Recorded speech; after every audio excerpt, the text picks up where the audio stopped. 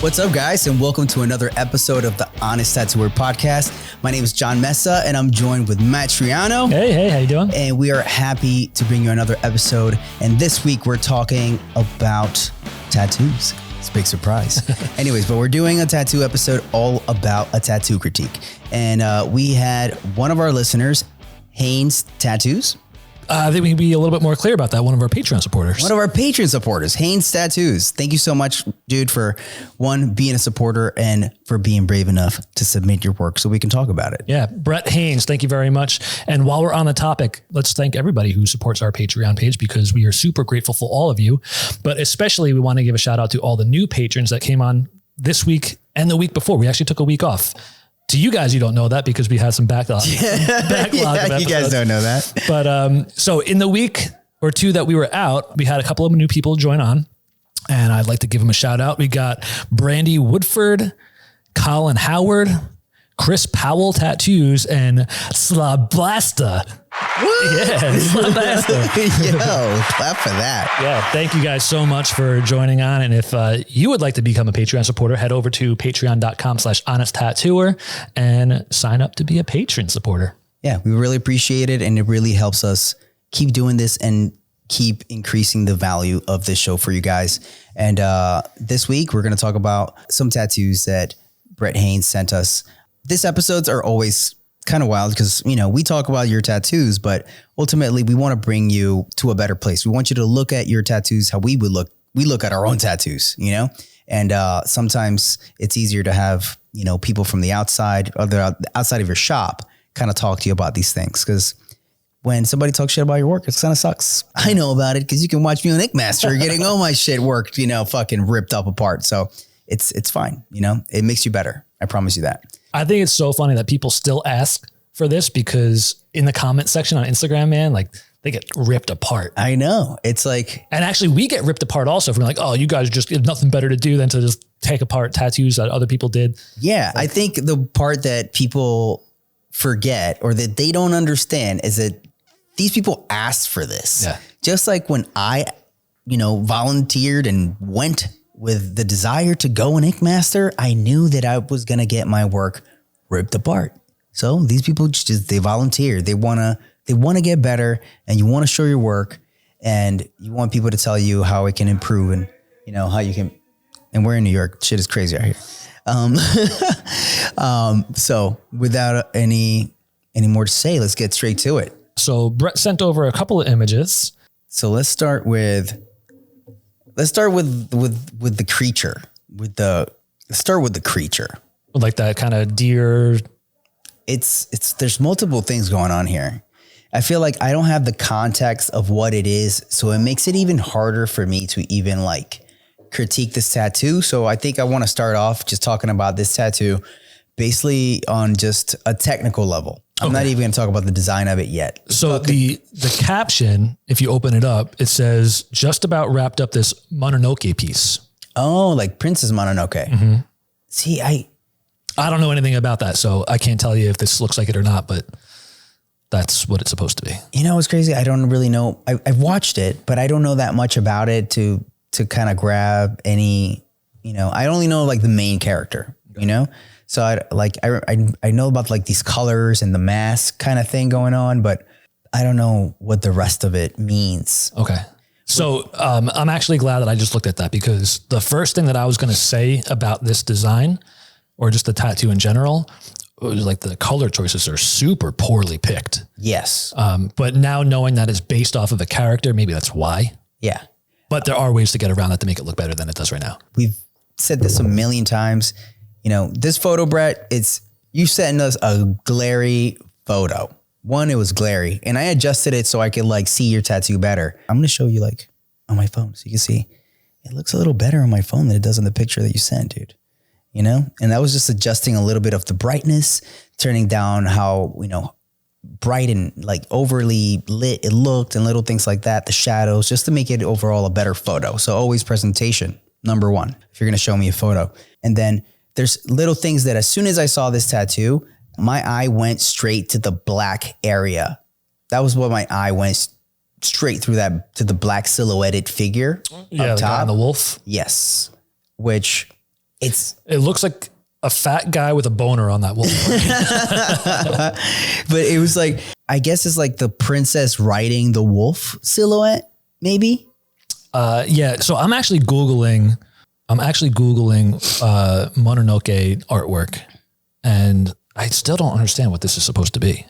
So it looks like maybe the princess character riding a wolf, but overall, the fact that we're talking so much to figure out what it is, it's part of the problem. Like there should be an amount of how easily we can read this tattoo to be able to be like, oh, that's what that is, immediately. Even if I didn't know the character, I should still know that it's. I mean, to be fair, I feel like not knowing the character is a big issue of why we don't know what this is. So it looks like there is a masked lady that looks like that bottom mask. Yes. And then the forest spirit is the deer looking guy. Okay. Yeah. Well, my biggest gripe with this design is how stacked it is. Yeah. And it's like everything is just center, center, center. And they're all also very similar in size. Like everything's very similar in size. Like there's nothing that, everything feels like it's competing with each other.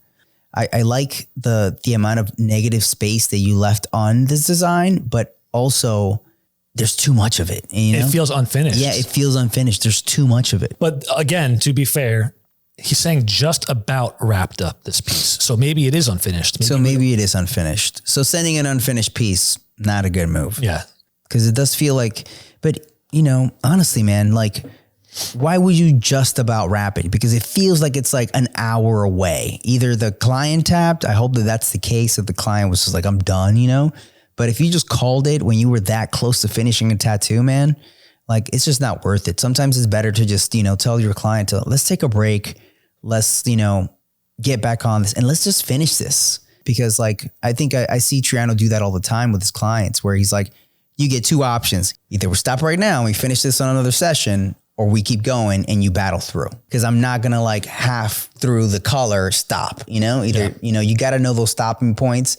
And I think it's good to tell your clients that little ultimatum. You got to get used to doing that. And it's just about communication with your client and let them know why it'll be a better result for them if they just battle through that thing. Oh shit. I'm looking at all of the photos of the forest spirit. Okay. And they're all at night.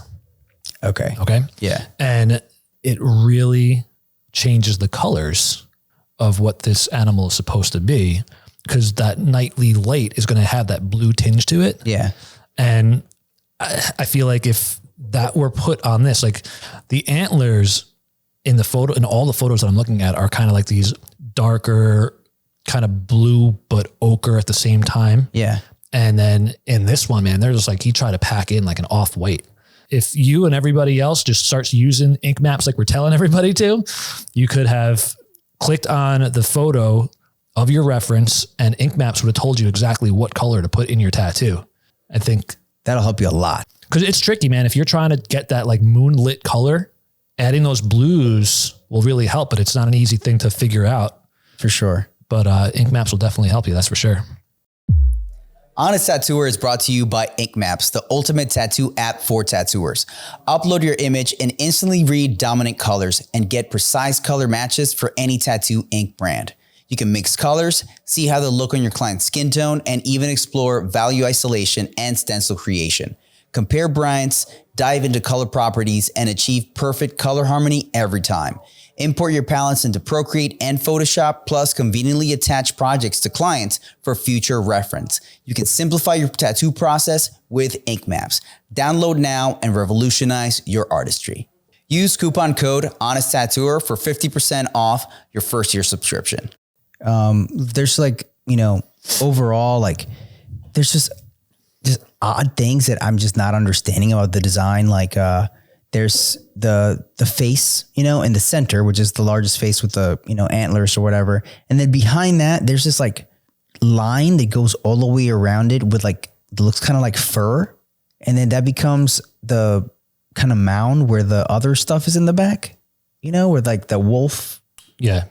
That feels awkward to me. It just feels awkward, man.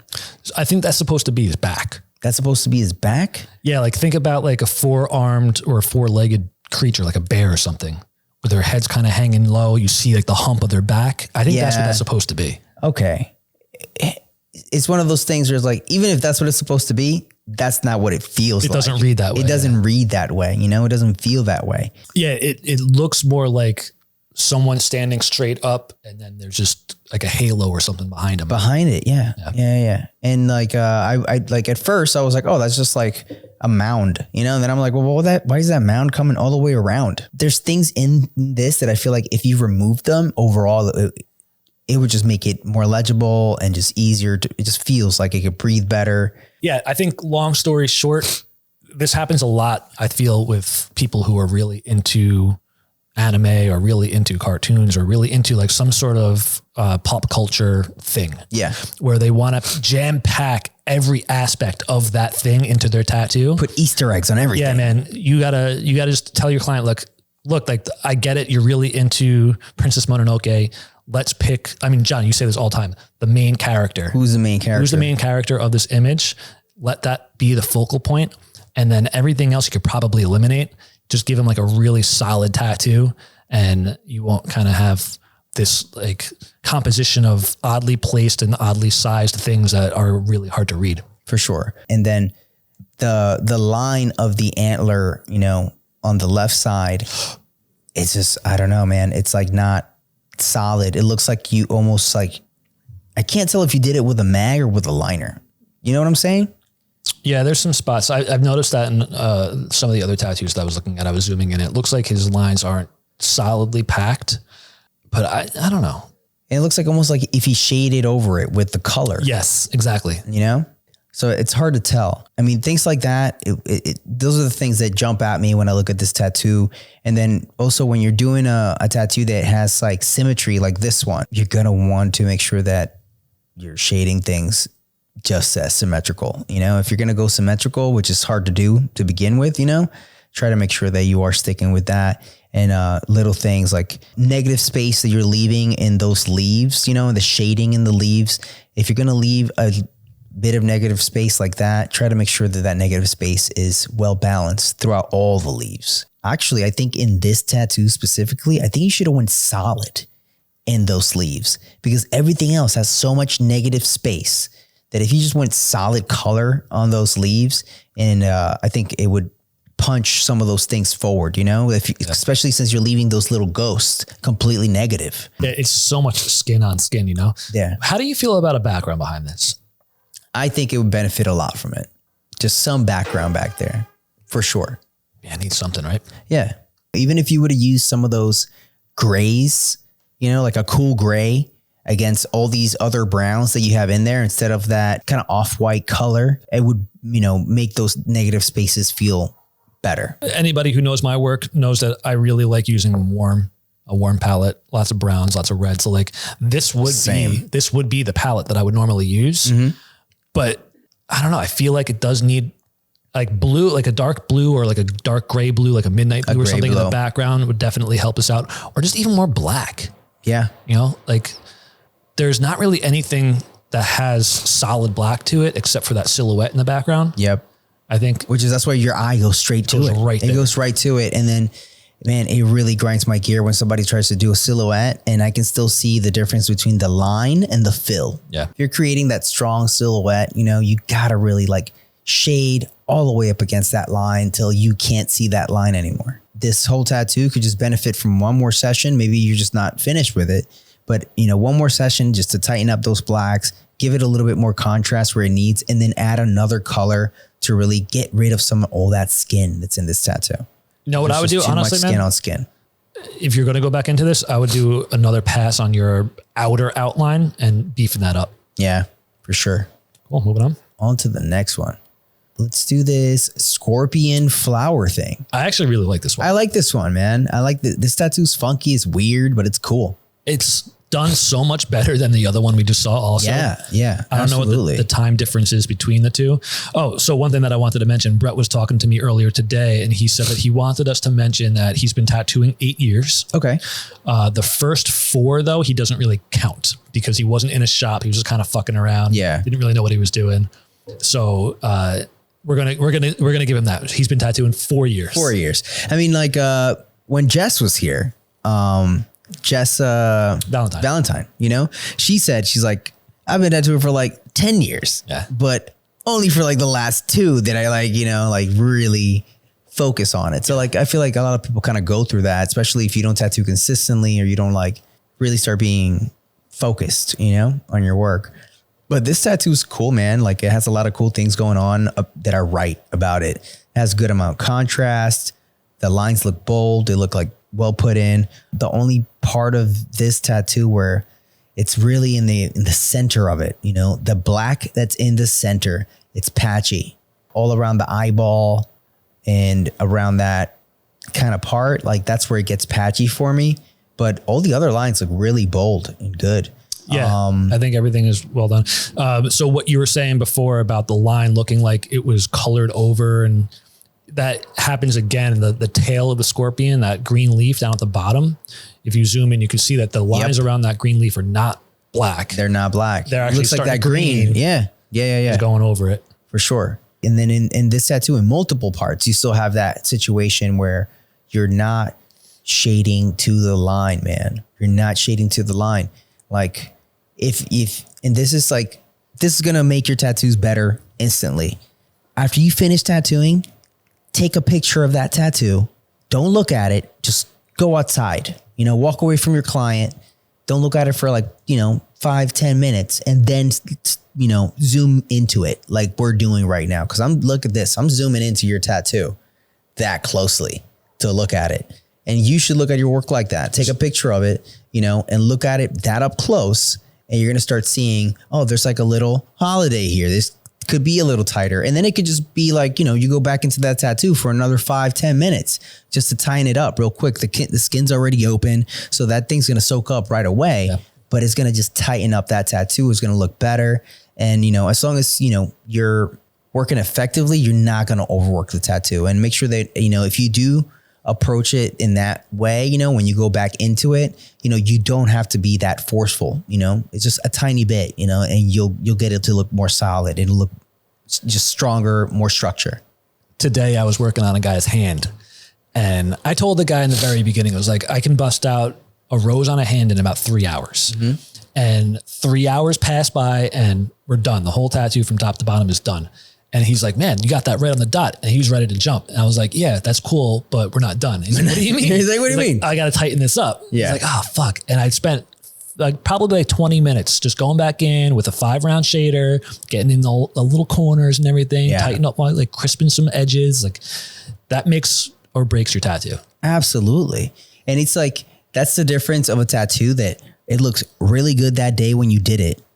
And then when it heals, it looks like, oh, it's good. You know what I'm saying? Like between a tattoo that looks good and a tattoo that looks great. You're like, oh man, that thing healed up and it looks, I wish G Money was here because that motherfucker does fucking crispy, super tight tattoos. And he takes his time, you know? And it's all about taking your time, slowing down, you know, or just walking away from it when you can and coming back and you have fresh eyes. Cause like when you're in like that zone and you're just in tap mode real hard, sometimes you're like, we move too fast sometimes. And then you got to just stop, go back to where you were and tighten it up. And that's fine if you like find a groove, but you know, little things like that, it'll make your work really stand out and look much better. And be a little bit more careful about when you're putting in color over a fresh tattoo line. If it's a healed line, you could probably much go over it and it's not going to really do much. I've never really seen that when it's like a light color over black. I mean, I've done that plenty of times and it looks fine. But if you do that on a fresh open wound kind of line and you go over like this green, that's kind of bleeding into that line, I feel like that's a problem. See, I kind of feel the opposite. If I'm doing a tattoo in one session and I got a black line and let's say I'm going to run, I don't know, yellow over it. Yeah. Right. I feel like that doesn't affect anything, at least the way that I tattoo. Yeah. But if I were to do that in 2 sessions and then run that yellow over that black line, I'll get that kind of like what he's getting here. Interesting. Because like, for example, if I'm going to do like, let's say a dragon, right? I'm doing a dragon. I line that whole thing. I let it heal.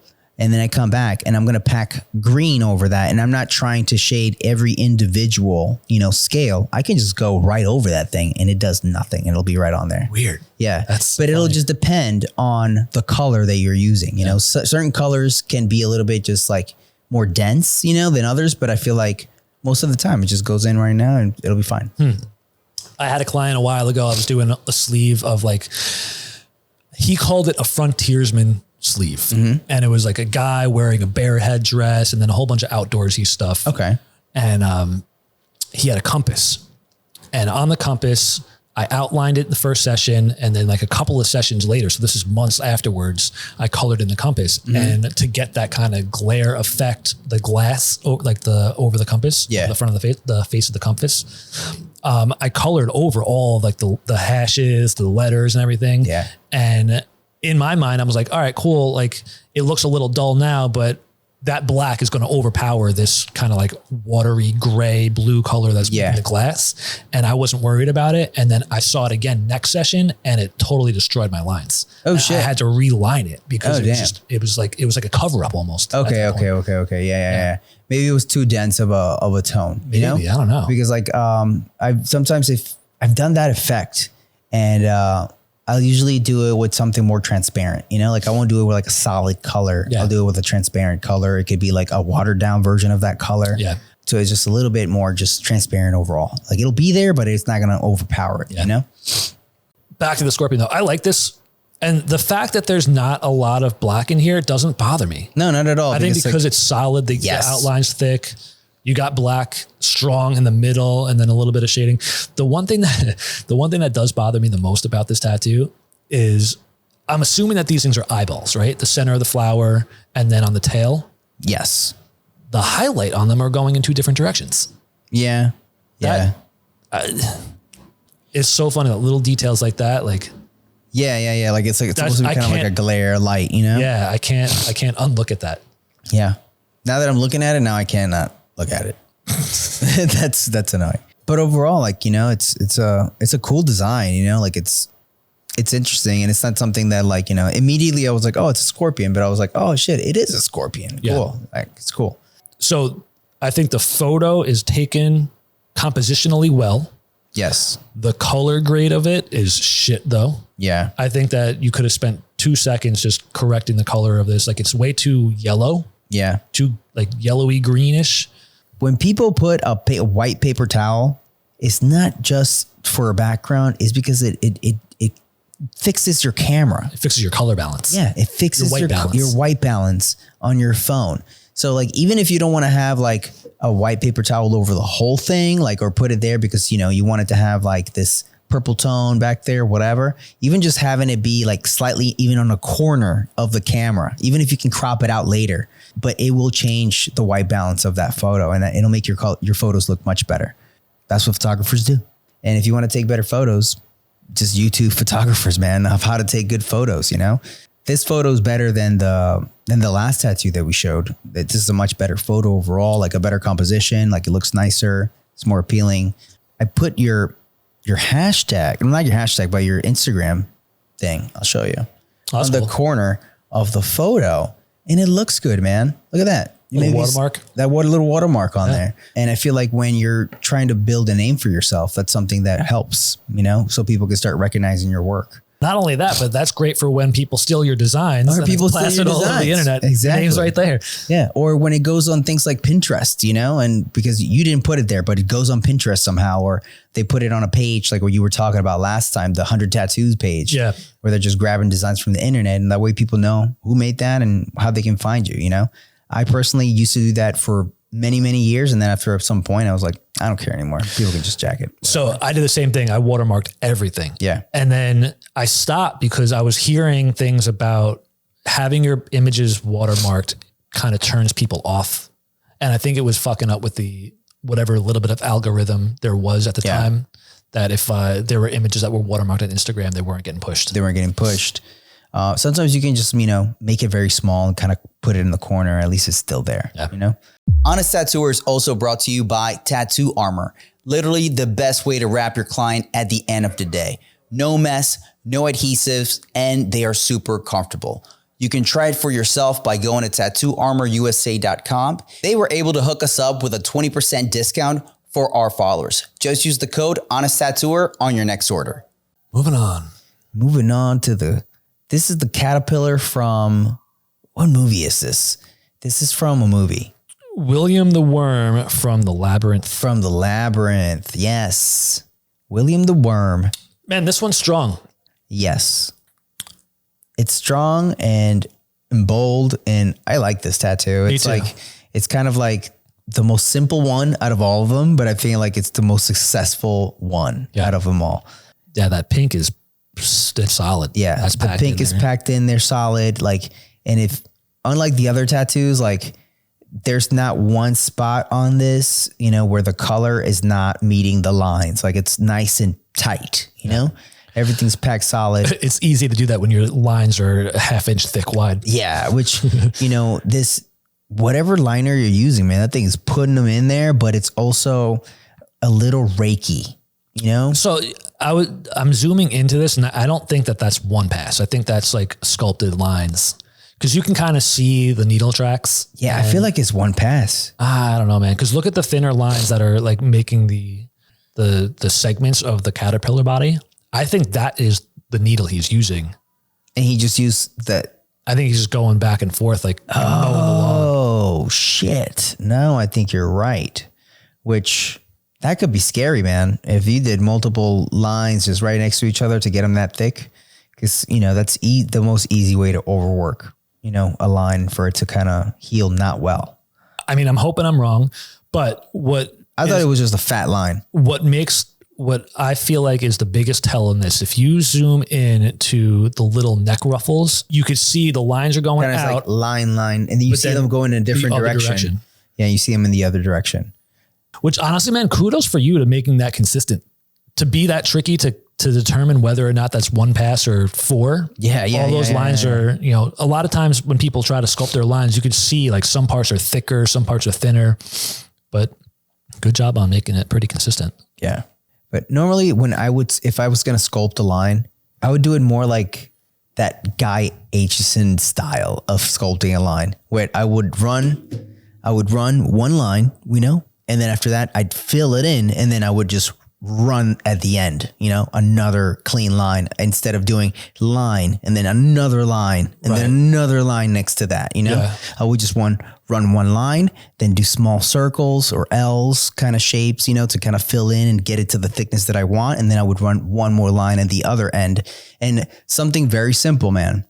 If you want to make sure that you don't blow out your lines, when you're sculpting lines, you're going to run your line, you're going to fill, and on your other end of your line, you're going to line and make sure that you're lining. And then this is going to sound crazy to people that don't know about tattoos, but if you're going to go back in, you're going to go into the angle towards the line because when you're putting the ink in, it's going to go in that direction, you know, instead of if you're going like this and then you're just going to shoot it in the opposite direction, you're more likely to get a nice little blowout. You want to push the ink into the line as opposed to the line. Yeah. Okay. Correct. So make sure that you're doing that and you get a nice crisp edge on both sides and it's going to look like a nice thicker, denser line overall. Introducing the Tattooer Health Club, your secret weapon for longevity in the tattoo industry. If you felt the toll tattooing takes on your body, the pain, tingling, or numbness, you're not alone. Founder Jordan is a tattoo ergonomics and therapy expert with nearly a decade of experience. He's pulling back the curtain on our broken healthcare system to empower you with knowledge. So say goodbye to dismissive doctors and gain the confidence to care for yourself. Join the club, access Jordan's free book and customized warm-up routine. It's for serious tattooers and don't miss the Ergonomic and Therapy Secrets Masterclass. It's time to prioritize your health and set yourself apart in this evolving industry. Get started today at the Tattooer Health Club and let your ink shine. That's right. Use coupon code HONESTTattooer to get 10% off your warm-up routine or your self-paced masterclass.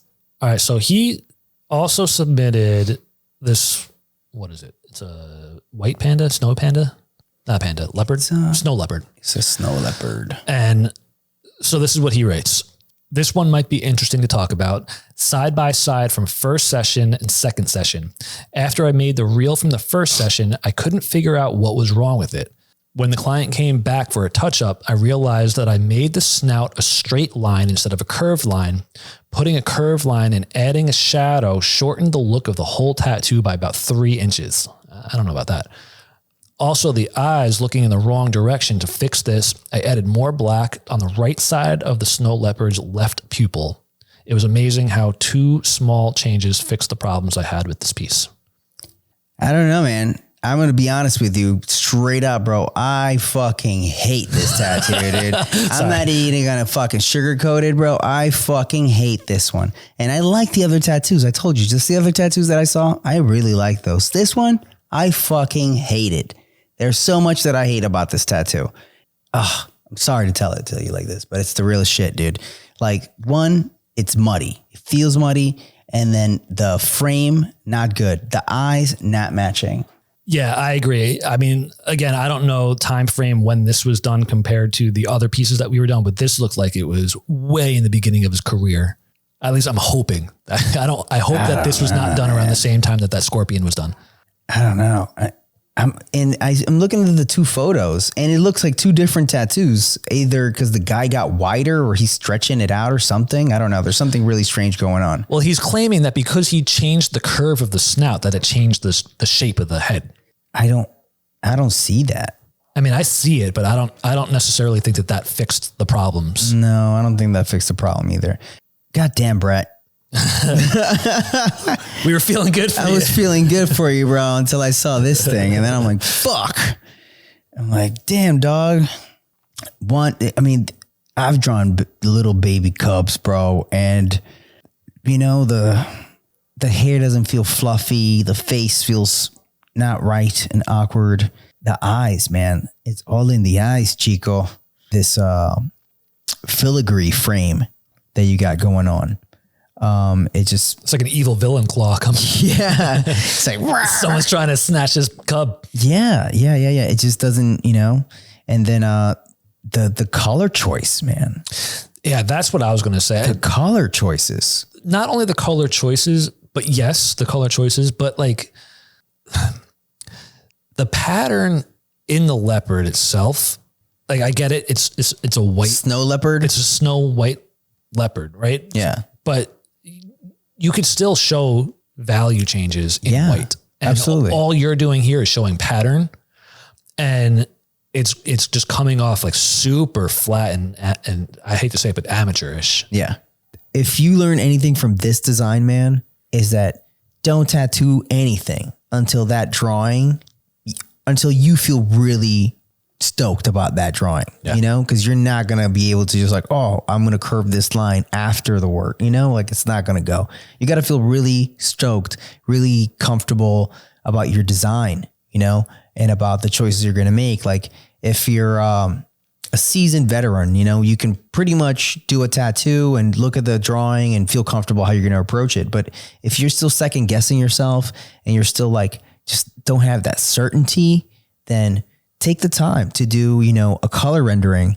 You know, like I still sometimes, if I'm still unsure about something, I will tell the person like, hey dude, I just need to do a little color rendering about this, you know, so I can feel that comfort, you know, I don't have to do it all the time. There's certain things that I tattoo so much that I've done so much that I feel comfortable with, but some stuff I'm like, nah, this ain't, I can't just wing this out. I need a little bit more. And if you're feeling pressured that you need to be like on top of it too, like, oh man, my client's waiting, I got to get going.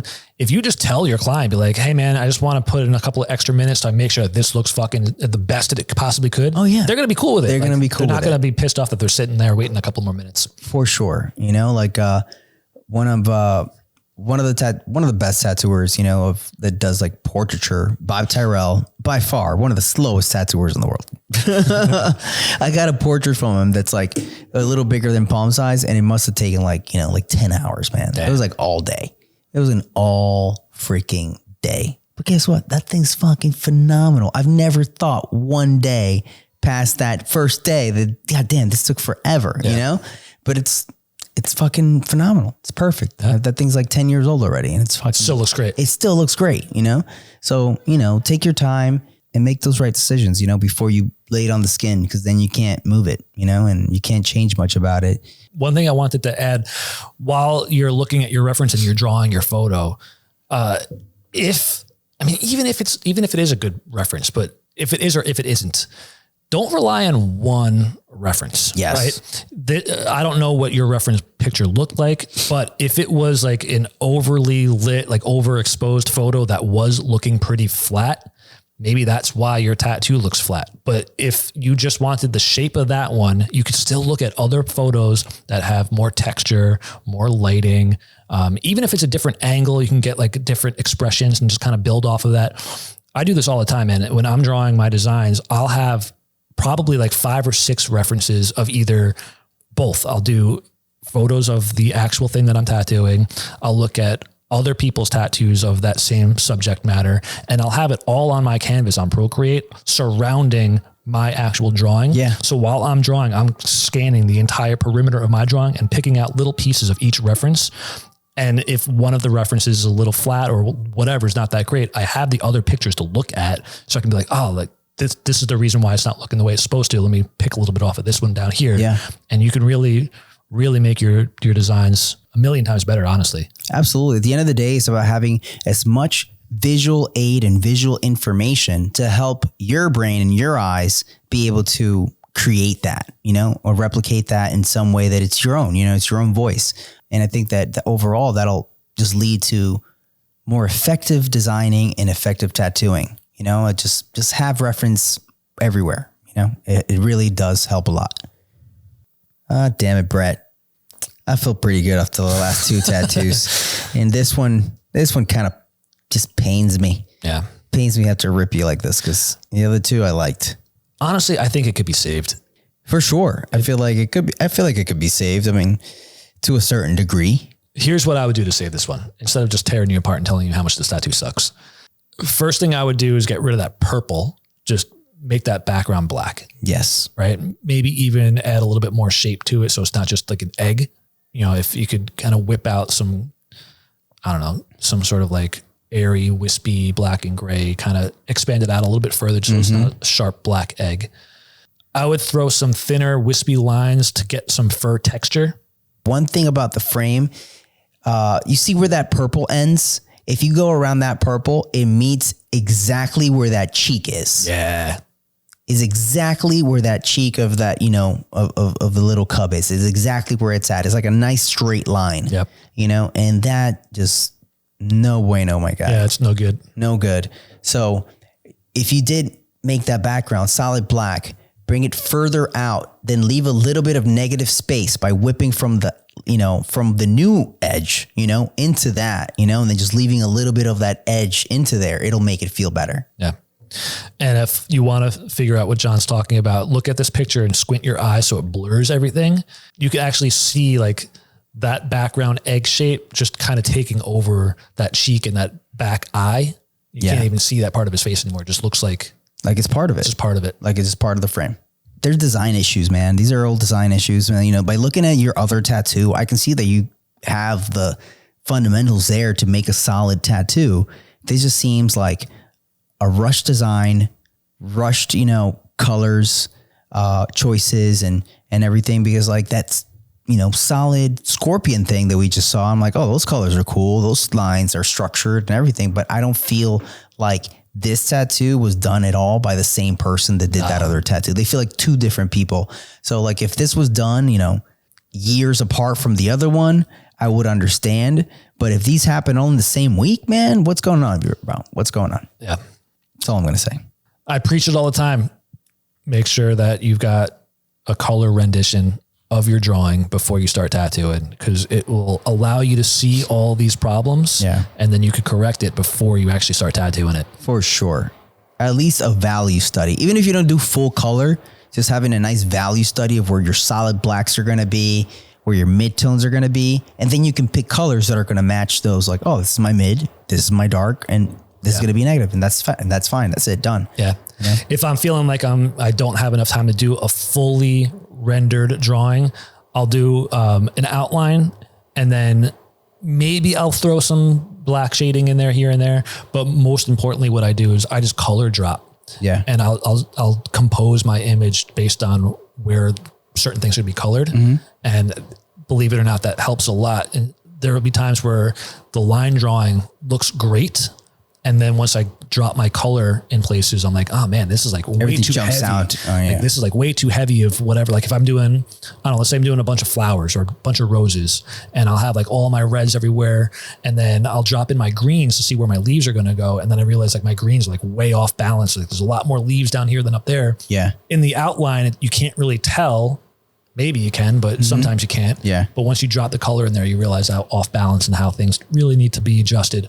And I mean, it's quick. I mean, if you've got Procreate, which you should be using by this time, 2023. Yes. I mean, dropping color takes literally seconds to fill in your entire image.